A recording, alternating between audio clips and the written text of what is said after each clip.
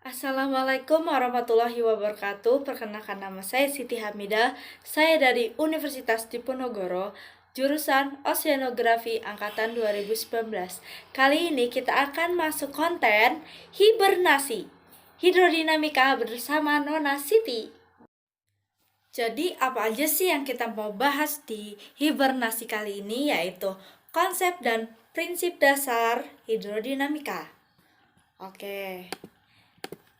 Nah, yang pertama kita ada 5 poin di sini, yaitu konsep dasar hidrodinamika, streamline, petline, straight-line, dan stream tube. Terus ada metode Lagrange dan juga metode Euler, dan prinsip dasar juga ada syarat batas. Nah, selanjutnya ini ada konsep dasar hidrodinamika. Nah, berawal dari definisi partikel fluida dasar. Apa itu partikel fluida dasar? Ilmu fluida mekanis itu didasari konsepnya oleh massa dasar atau partikel dari suatu fluida. Partikel ini sangat sulit dijelaskan keberadaannya. Kita telah mempelajarinya dalam mekanika fluida pada semester 2, yaitu dalam bentuk kubus dx dy dz. Nah, ilmu hidrodinamika ini mempelajari fluida dalam skala makroskopis. Disebut corpus alienum, sekumpulan badan asing dari massa dasar. Nah, partikel ini diasumsikan sangat kecil sehingga setiap partikel dianggap sama dan konstan, memiliki kecepatan yang sama dan massa jenis yang sama. Nah, hukum mekanis ini dari sebuah benda padat, yaitu piringan yang berputar contohnya. Nah, bisa kita lihat partikel fluida dasar ini diasumsikan homogen, yaitu sama antara kecepatan dan juga massa jenis. Isotropik sama kecepatannya dalam segala arah dan kontinu dalam pengertian makroskopik. Nah, selanjutnya yaitu pendekatan teoritis. Nah, di dalam pendekatan teoritis ini, ilmu hidrodinamika dibagi menjadi 2 bagian. Yang pertama ada persamaan diferensial umum, yaitu mengatur gerak dari fluida partikel dasar. Nah, terdapat 2 macam fluida, yaitu fluida ideal yang mempunyai viskositas dan fluida nyata yang tidak mempunyai viskositas. Nah, selanjutnya ada metode diferensial matematik, yaitu gunanya untuk menyatukan persamaan diferensial dasar. Contohnya persamaan Bernoulli dan persamaan hidrostatis. Kalian bisa dapat melihat ada P1 ditambah rho H ditambah setengah PV1 sama dengan P2 ditambah rho H2 ditambah setengah PV2. Itu merupakan contoh persamaannya. Nah, selanjutnya kita bisa lihat hubungan antara partikel-partikel fluida dengan gaya friksi.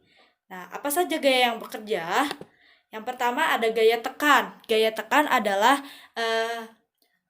terlihatnya hanya dalam menekan dan juga hanya lurus saja, tidak ada pengaruh apapun. Nah, yang kedua ada gaya friksi atau gesek. Kita bisa lihat perbedaannya dengan gaya tekan. Ketika gaya gesek itu ada terjadi suatu benturan antara fluida lainnya dengan yang lainnya, di mana timbul sebuah gesekan. Nah, gaya gesek per unit area disebut tegangan geser atau stress geser atau shear stress atau tau. Diasumsikan 0 atau ideal atau sebanding dengan koefisien viskositas mu. Nah, kita akan mengetahui persamaan shear stress atau gaya geser sebagai berikut. Nah, ini dia persamaannya, yaitu tau sama dengan mu dikali dV per dN. Nah, N ini adalah garis tegak lurus dengan V. Nah, ini mempresentasikan fluida Newtonian juga. Nah, selanjutnya ini dia bidang persegi ABCD ada pengaruh gaya geser disebut F. Nah, menjadi bentuknya seperti bentuknya jajar genjang A, B, C, D. Nah, inilah yang akan membentuk sebuah DX dan N yang gaya geser ini menyebabkan adanya perubahan sudut.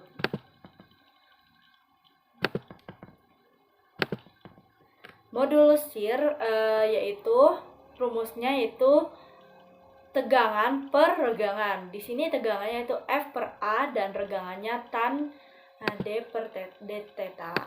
Nah, menjadi S sama dengan tau per dx per dn.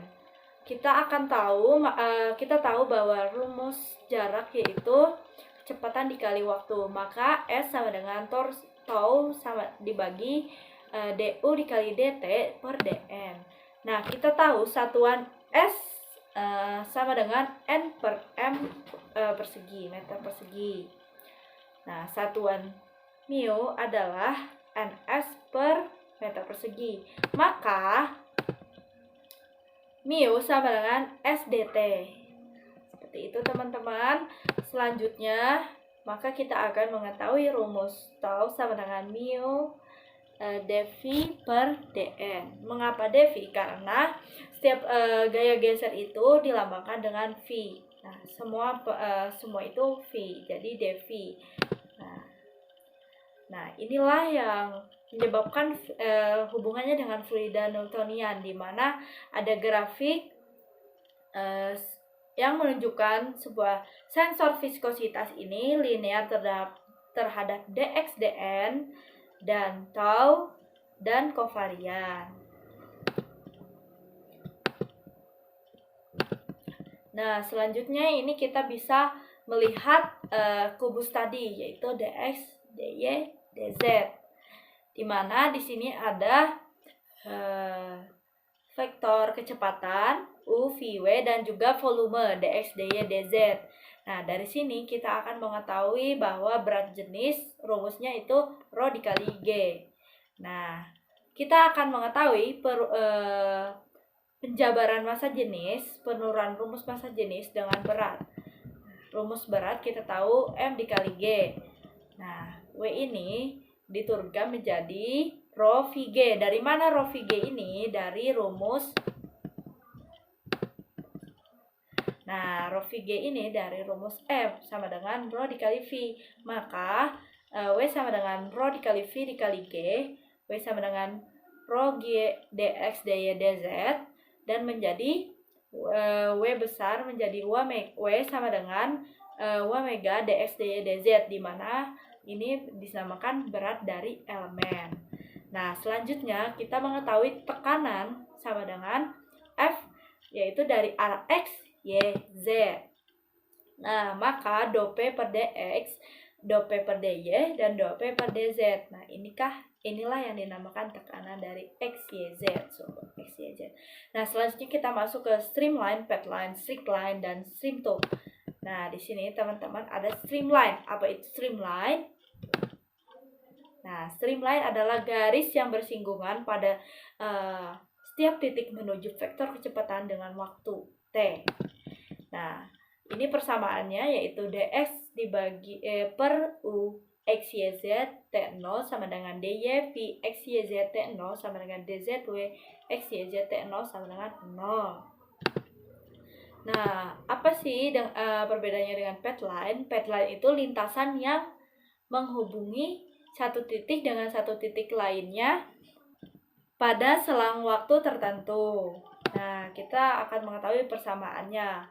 dx per u x, y, z t0 sama dengan dy v x, y, z t0 sama dengan dz w x, y, z t0 sama dengan dt.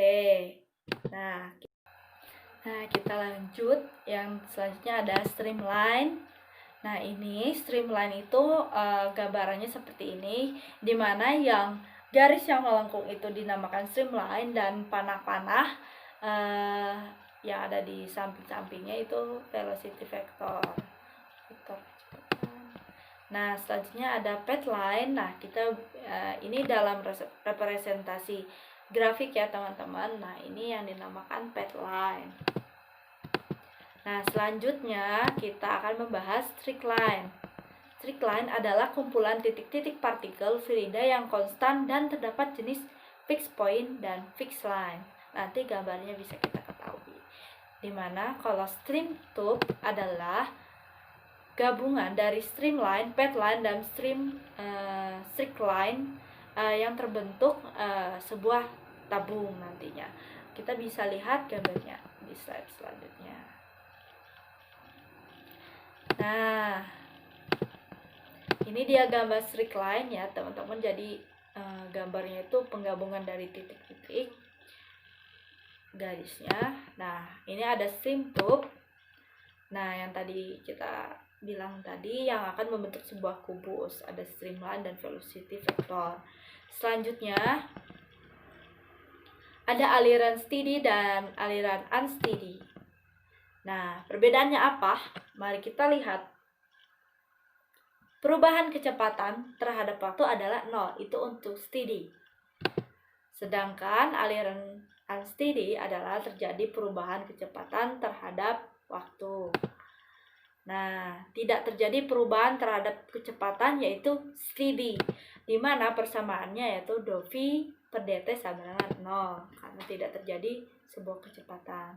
Nah, yang selanjutnya yaitu unsteady, yaitu dou v per dt tidak sama dengan 0 karena terjadi sebuah perubahan kecepatan. Selanjutnya yaitu metode Lagrange dan metode Euler. Nah, metode Lagrange adalah sebuah metode yang mengikuti aliran arus dan menghitung jarak dua titik terhadap waktu. Nah, dalam rentang waktu tertentu, posisi baru dari partikel fluida yang bergerak diberikan oleh posisi awal dari posisi tersebut. Nah, selanjutnya, metode Lagrange ini dalam rentang waktu tertentu, posisi baru dari partikel fluida yang bergerak diberikan oleh posisi awal dari posisi tersebut. Nah, contohnya itu botol drifter dan bola duga. Selanjutnya, kita bisa mengetahui persamaannya. X sama dengan F1 XO X0 Y0 Z0 T min T0, Y sama dengan F2 X0 Y0 Z0 T min T0, Z sama dengan F3 X0 Y0 Z0 T min T0. Nah, maka kecepatannya adalah U sama dengan dou X per dou T X0 Y0 Z0. Percepatannya U sama dengan dou kuadrat X per dou T kuadrat X0 Y0 Z0. Oke, selanjutnya itu metode Euler. Nah, pada metode Euler, kita mengetahui kecepatan aliran pada satu titik di perairan, berbeda dengan Lagrange tadi. Nah, pada satu titik ini, A, X, Y, Z, T, kecepatannya V, X, Y, Z, dengan tekanan P sebagai fungsi dari waktu. Nah, selanjutnya adalah contohnya itu current meter. Nah, di sini persamaannya U sama dengan F1 X, Y, Z, T, V sama dengan F2 X, Y, Z, T, W sama dengan F3 X, Y, Z, T. Nah, untuk fluida yang kompresibel, P sama dengan F1 X, Y, Z, T. Nah, apa hubungan antara metode Euler dan juga Lagrange? Yang pertama, metode Euler, vektor kecepatan sama dengan ds dt atau U sama dengan dx dt, V sama dengan dy dt, dan W sama dengan dz dt. Sedangkan metode Lagrange yaitu menggunakan integral S sama dengan integral T T0 kecepatan vektor kecepatan dt kali dt atau X sama dengan integral T T0 U dt atau Y sama dengan T0 hingga T V dt dan Z sama dengan integral T0 T W dt. Nah, selanjutnya itu prinsip fluida. Prinsip fluida ini berpengaruh terhadap kecepatan dan tekanan. Contohnya yaitu fluida Newtonian. Nah, fluida Newtonian adalah fluida Newtonian ini adalah fluida yang tegangan gesernya itu berhubungan secara linear terhadap laju regangan geser. Fluida Newtonian tidak mengalami perubahan viskositas ketika terdapat gaya yang bekerja pada fluida tersebut. Nah, yang kedua yaitu fluida yang dianggap ideal. Kita tahu contohnya adalah gas ideal, di mana persamaannya itu P per PGRT sama dengan 1 atau P per Omega RT sama dengan 1. Nah, selanjutnya adalah prinsip dasar. Nah, ada dua, prinsip kontinuitas dan prinsip momentum. Yang pertama, prinsip kontinuitas. Nah, kita tahu prinsip kontinuitas itu berdasarkan hukum kekekalan massa, di mana artinya adalah massa tidak dapat diciptakan dan dimusnahkan, tapi bisa dimodifikasi. Seperti itu, teman-teman. Jika konstan, maka dou per dou x ditambah dou v per dou y ditambah dou v per dou z sama dengan 0. Bisa juga dengan debit masuk sama dengan debit keluar. Nah, A1 dikali V1 sama dengan A2 V2. Yang kedua ada prinsip momentum. Nah, prinsip momentum itu berdasarkan hubungan densitas dan gaya inersia. Nah, yang dimaksud gaya inersia itu adalah gaya inersia ini adalah gaya yang menolak adanya berusaha menolak perubahan gaya. Nah, selanjutnya yaitu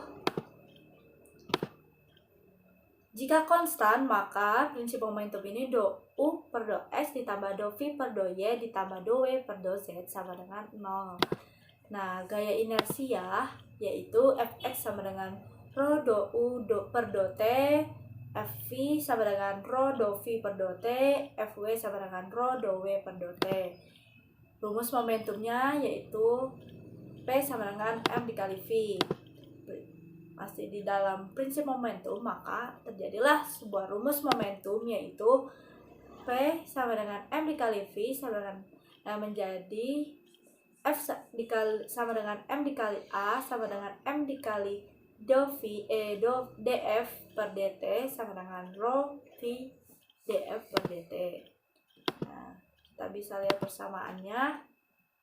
Persamaan di atas bisa disederhanakan menjadi f x y z sama dengan rho dou per dou t, dou v per dou t, dou w per dou t, atau fx sama dengan rho du per dt, fy sama dengan rho dv per dt, fz sama dengan rho dou w per dou t.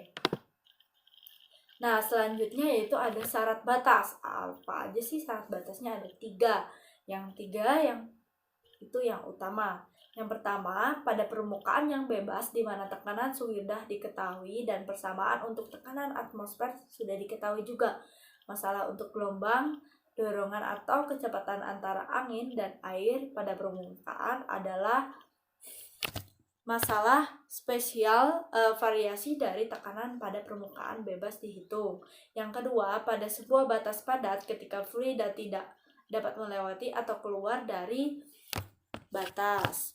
Nah, yang ketiga, pada ketidakbatasan ketika gerak cenderung telah diketahui nilainya. Dalam kasus ini syarat telah diketahui, pada saat ketidakbatasan telah diketahui sebagai batas. Nah,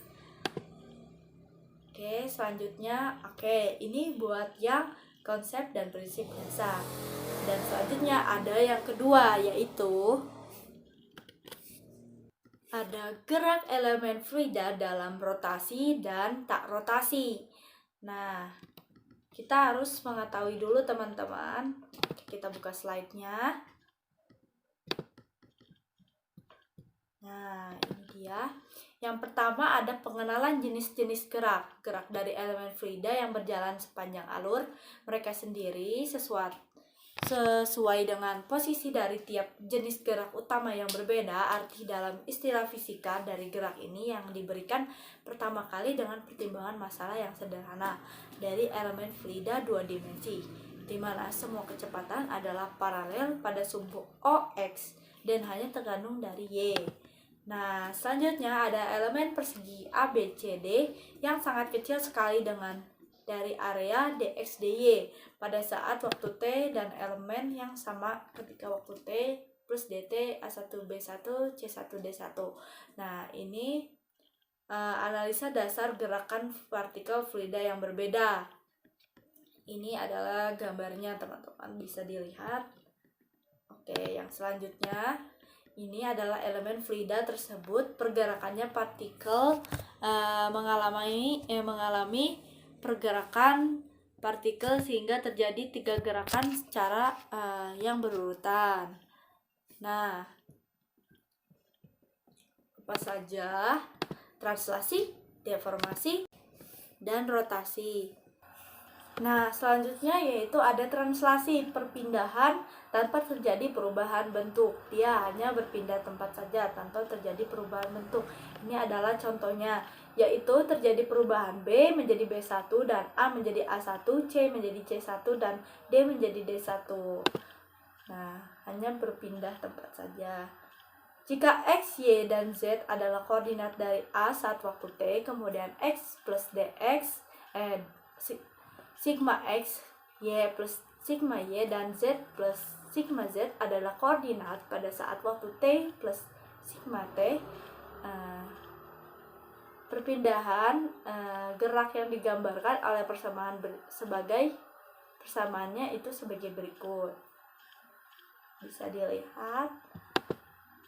Selanjutnya, dalam aliran dapat dibagi menjadi 2 berdasarkan dapat atau tidaknya dimampatkan. Nah, kompresibel yaitu volume bisa berubah karena adanya pemampatan atau tekanan, dan ini berikutnya persamaannya, do U per do X ditambah do V per do Y ditambah do W per do Z mengalami perubahan volume akibat dari dilatasi. Sedangkan incompressible itu tidak terjadi perubahan saat adanya pemampatan atau tekanan, tidak dipengaruhi. Nah, persamaannya yaitu V sama dengan do U per do X ditambah do V per do Y ditambah do W per do Z sama dengan 0. Nah, di sini kita mengetahui adanya deformasi juga, yaitu memindahkan antara C ke C1, B ke B1. Apa artinya? Yaitu, nah ini ya, deformasi itu menjadi 2. Ada yang deformasi angular atau sudut, yaitu terjadi perubahan sudut. Nah, yang kedua itu deformasi linear atau dilatasi. Nah, apa sih deformasi angular ini? Nah, kita bisa lihat di gambar ini, partikel bergerak melalui aliran membelok, di mana kecepatan lebih besar pada sisi dalam tikungan dibandingkan yang di luar. Kita tahu A aksen B aksen lebih besar dari C aksen dan D aksen. Kenapa? Karena ada gaya gravitasi yang mempengaruhinya. Ketika kita ada perubahan sudut, maka terjadinya perubahan kecepatan, di mana A aksen B aksen lebih besar dari C aksen dan D aksen. Kenapa CD lebih besar dari AB? Karena ada gaya shear force. Jadi ada shear force yang mempengaruhi CD ini lebih besar dari AB. Nah, selanjutnya yaitu kita bisa lihat gambarnya di atas, kecepatan AB sama dengan U. Nah, kita bisa lihat AB kecepatannya adalah U. Jarak C aksen dan C setelah waktu dt dinyatakan dengan du, dy, dt. Kecepatan C aksen, D aksen yaitu sama dengan U plus du, do U per do Y dikali dengan dy. Kecepatan BD sama dengan F ditambah do V per do Y kali dx. Kecepatan CD seperti yang tadi, karena adanya deformasi gerak, ada CD itu lebih besar dari AB. Deformasi angular tadi ya, sudut besar dari pergeseran akibat deformasi ini adalah do U per do Y dikali dy per dy sama dengan do U per do Y. Mengapa cuma do U per do Y? Karena ini dalam satu arah. Selanjutnya kita akan membahas deformasi linear. Deformasi linear ada deformasi yang terjadi di mana bidang elemen yang semula tegak lurus tetap tegak lurus dalam proses deformasinya.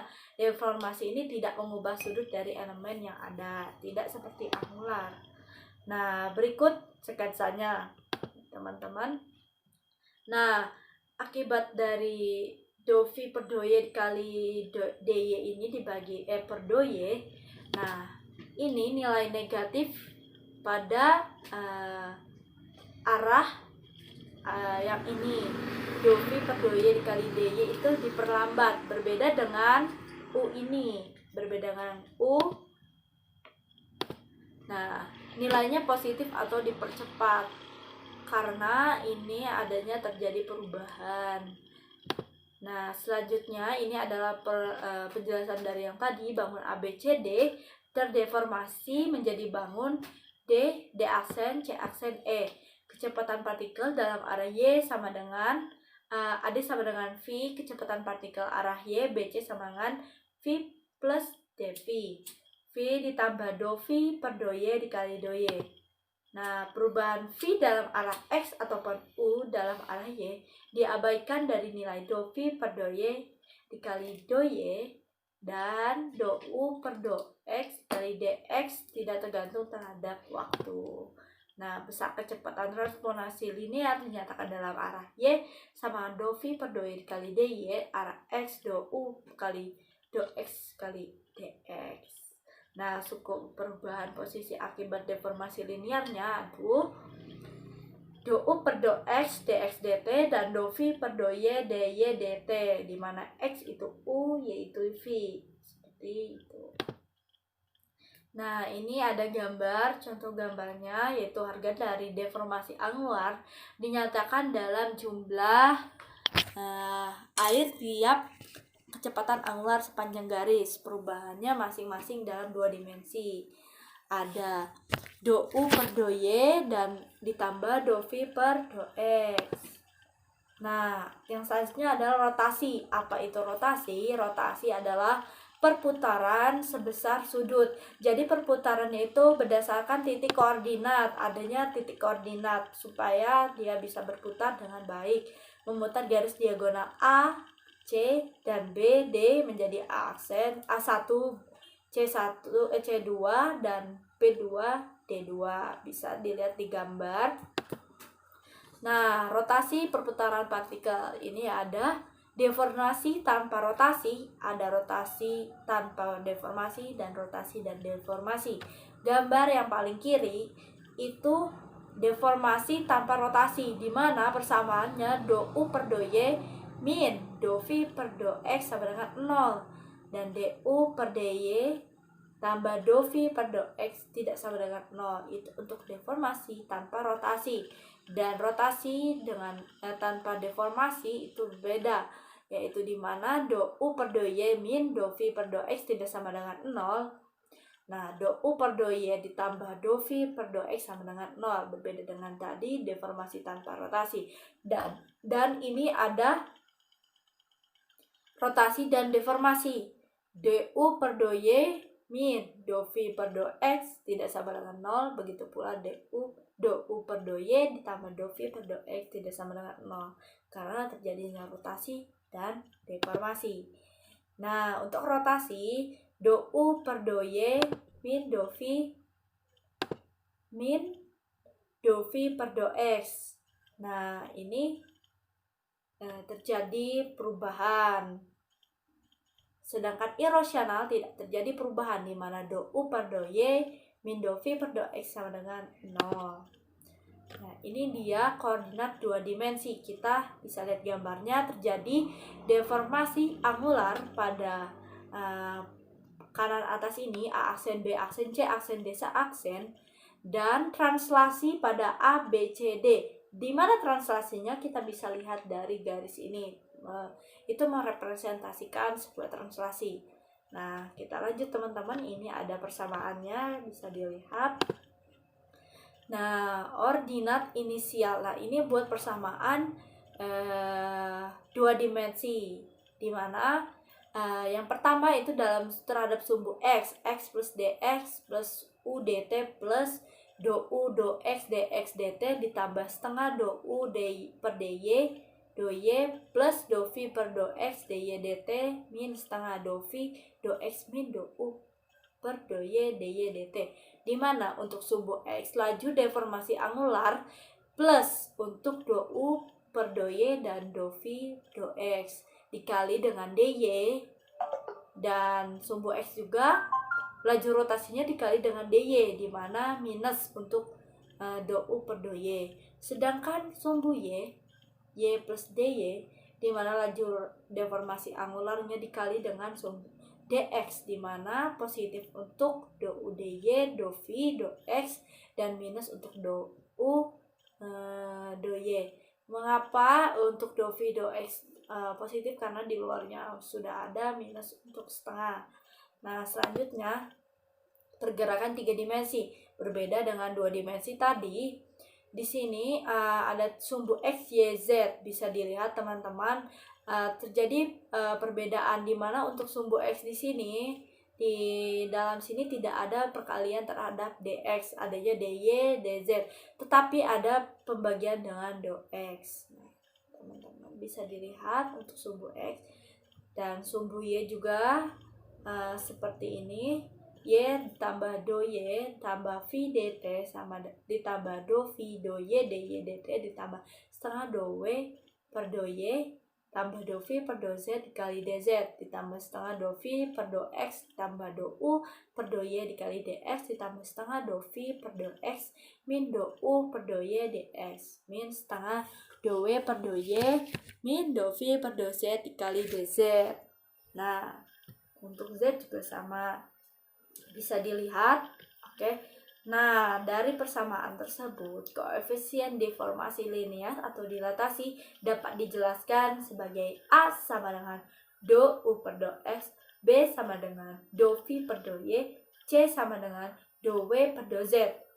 Nah, di mana koefisien deformasi geser akan dijelaskan sebagai F sama dengan setengah do w do z, do w per do y ditambah do v per do z, G sama dengan setengah do u per do z ditambah do w per do x, H sama dengan setengah do v per do x ditambah do u per do y. Koefisien rotasinya akan dijelaskan sebagai rumus seperti ini. Nah, ini sudah ketahuan deformasi linear, deformasi geser, dan rotasi. Oke, sehingga dapat ditulis seperti ini teman-teman rumus akhirnya. Nah, ini bisa dilihat pada gambar atas, ini adalah rumus akhirnya. Ada koordinat awal, translasi, deformasi dilatasi, deformasi angular, dan rotasi. Maka itulah gerakan elemen-elemen fluida, deformasi dilatasi, translasi, deformasi angular, rotasi, dengan rumus sebagai berikut. Nah, cukup sekian untuk pemaparan dari mulai konsep dasar dan juga gerakan elemen fluida.